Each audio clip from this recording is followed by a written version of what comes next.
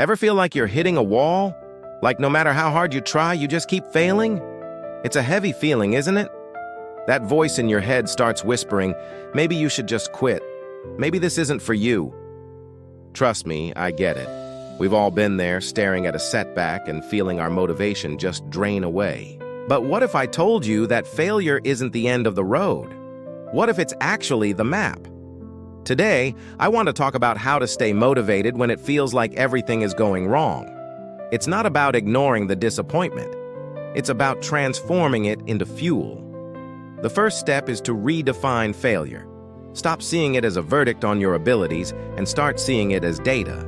Each failure is a piece of information telling you what doesn't work. It's a lesson, not a life sentence. Thomas Edison famously said, "I have not failed. I've just found 10,000 ways that won't work." He wasn't being poetic, he was being strategic. Every attempt, successful or not, brings you closer to your goal because you learn something valuable. So, next time you stumble, ask yourself, what did I learn from this? What can I do differently next time? This simple shift in perspective turns a dead end into a stepping stone. Let me tell you a story about a writer named Sarah. Sarah dreamed of publishing a novel.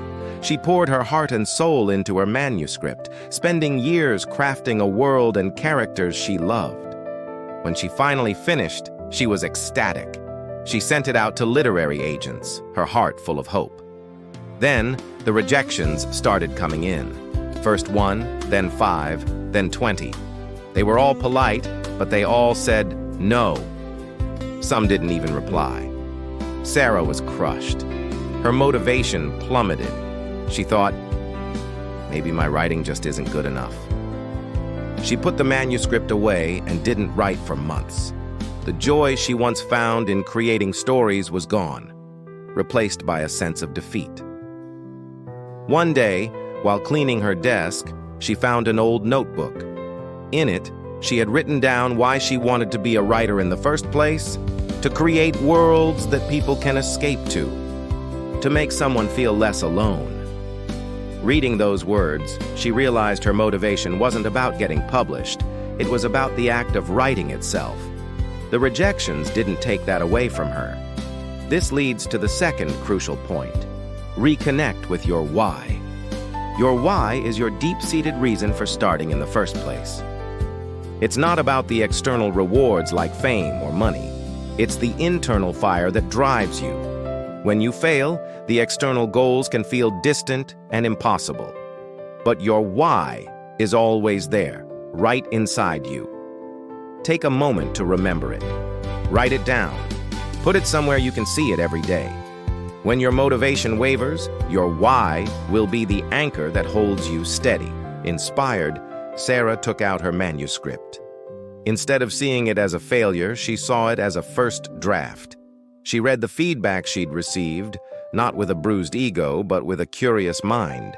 She realized some of the critiques were valid. Her plot had a few holes. A character's motivation was a bit weak. She didn't throw the whole book away. Instead, she started small. She decided to fix just one chapter. That small win felt good. It gave her the energy to tackle another chapter and then another. This brings us to the third strategy. Break it down. When you're facing a mountain of failure, the thought of starting over can be paralyzing. So don't. Break your goal into tiny, manageable steps. Your goal isn't get published, it's rewrite page 1, or even just open the document.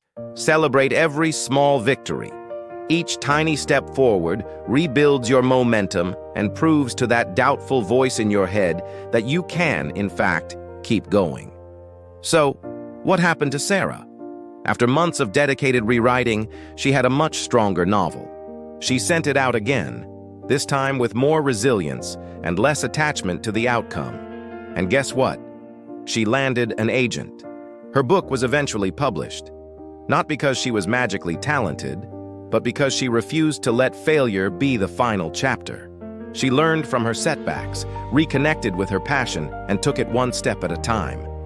Your journey might look different, but the principles are the same. Failure is not your enemy, it's your teacher. When you feel that motivation slipping, remember to analyze the data, reconnect with your why, and break your comeback into small, achievable wins. You have so much more resilience than you think. Don't give up just before your breakthrough.